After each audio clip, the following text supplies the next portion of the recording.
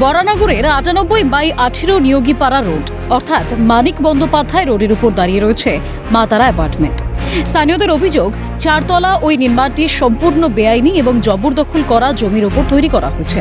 শুধু তাই নয়, বহুতলের সামনের অংশে রাস্তা ও ড্রেনের উপর তৈরি করা হয়েছে একটি দোকানঘর। অভিযোগ, প্রমোটার চঞ্চল বিশ্বাসের পাশাপাশি বিশ্বনাথ চক্রবর্তী এবং তৃণমূল নেতা শঙ্কর রাউতের ছত্রছায়াতেই ওই সমস্ত নির্মাণ হয়েছে। স্থানীয়দের দাবি, দীর্ঘদিন প্রমোটার চঞ্চল বিশ্বাস নিজেই ওই দোকান পরিচালনা করতেন। বর্তমানে সেখানে তার ভাগনাকে বসতে দেখা যায়, তবে দোকানটির কোনো বৈধ অনুমোদন নেই বলেই অভিযোগ। স্থানীয় বাসিন্দাদের কথায় খালি চোখেই বোঝা যায় রাস্তা ও ড্রেন দখল করেই তৈরি হয়েছে ওই দোকান। রয়েছে, মিউটেশন আছে, সব কিছু আছে।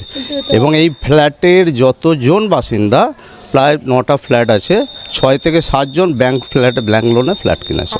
প্রমোটার নাম দেখুন, নাম তো এখানে 4 জন আপনার জয়েন্ট প্রমোটার ছিল।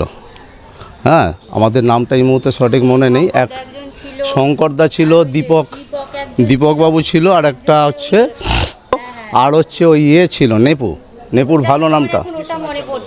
হ্যাঁ, এই চারজন জয়েন্ট ভেঞ্চারে এটা করেছিল না। দোকানটা এই অবস্থায় ছিল না, এটা পরবর্তীকালে করা হয়েছে। মানে যতটুকু দেখা যাচ্ছে ওইটুকু শুধু রক ছিল, বাকিটুকু এখান থেকে সাটাতে দেওয়া ছিল। চঞ্চল বিশ্বাসের নামে, ওনার নামেই দোকানটা ছিল। তারপর কি হয়েছে জানি না, কারণ তারপরে তো দেখুন, উনি এখন দীর্ঘদিন ধরে এখানে নেই। ওনারই ওই ভাগনা টাগনা হয়তো আছে, যার হাতে দিয়ে গেছে কাউকে চালাতে, তার হাতে। শুধু তাই নয়, বহুতল লাগোয়া একটি মন্দির থাকলেও নির্মাণের ক্ষেত্রে ন্যূনতম দূরত্বের নিয়ম মানা হয়নি বলেও অভিযোগ।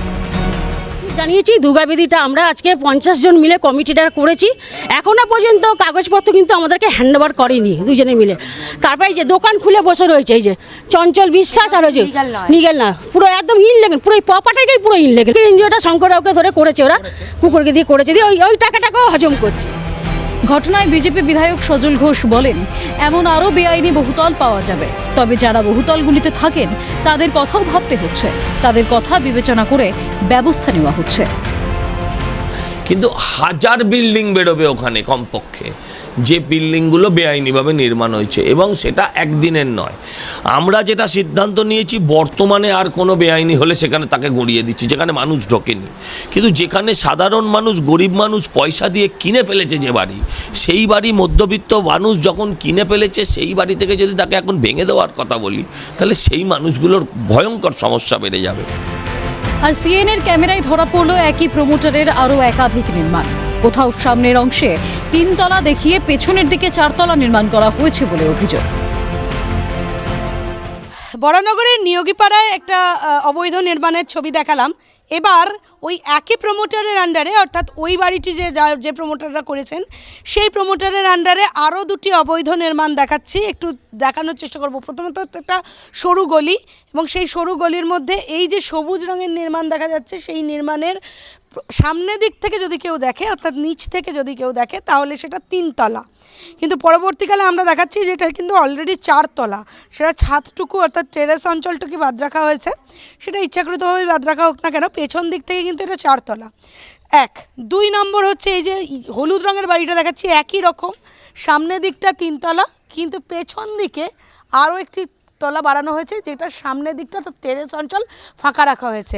ফলত এইভাবেই এরকম একটা সরু গলি, সেখানে কিভাবে 4 তলা করে নির্মাণ তৈরি হচ্ছে, বড় প্রশ্ন উঠছে। এরকম একটা জায়গায় ঘিঞ্জি পরিবেশে যদি কোনো রকমভাবে অপ্রীতিকর পরিস্থিতি তৈরি হয়, যদি কোনোভাবে অগ্নিকাণ্ডের মতো ঘটনা ঘটে, তাহলে এই মানুষগুলো যারা এই বাড়িতে থাকবেন বা এই ধরনের জায়গায় থাকেন, তাদেরকে এই জায়গা দিয়ে বের করে নিয়ে যাওয়া, বা সেই অগ্নি নির্বাপক ব্যবস্থার যে আনার জন্য, বা যে গাড়ি অ্যাম্বুলেন্স বা হোক, বা যে আগুনের গাড়ি নেভানোর যে গাড়ি, দমকলের গাড়ি ওই রাস্তা দিয়ে ঢুকতে পারবে না। কিন্তু তা সত্ত্বেও 4 তলা নির্মাণ কিভাবে হলো? তাহলে দমকলের 4 কিভাবে পেলো? 2 হচ্ছে মিউনিসিপ্যালিটির 4 কিভাবে পেলো? অনুমতি নেই তো। আমাদের গলিতে ম্যাক্সিমাম হলে 3 তলা অনুমতি, এরা জোর জবরদস্তি করেছে। পাড়ার বহু লোক এখানে অবজেকশনও দিয়েছে যে এখানে কিন্তু এত বড় মানে নির্মাণ হবার কোনো কথা নয়। না, যা করব বেশ করব, একদম নয় কোনো কথা। আমাদের ইচ্ছা, এখন আমাদের চলছে সরকার, আমাদের যেটা মন চেয়েছে আমরা ওটা করব। এরকম ওদের আতঙ্কে তো সবাই পুরো এলাকাবাসী আতঙ্কে এখনো পর্যন্ত। বা শঙ্কর রাউতের ছায়ায় তৈরি হওয়া এই যে দুজনের নাম বলা হচ্ছে, সেই দুজন যে এই ধরনের গুন্ডামি চালাতেন সেটা বারবার অভিযোগ তুলছেন এলাকাবাসী, এবং তারা বলছেন এই অবৈধ নির্মাণের পেছনে এরাই মূলত দায়ী। ক্যামেরায় সমীরণ হাওলাদারের সাথে অভিরূপা হাজরা, ক্যালকাটা নিউজ।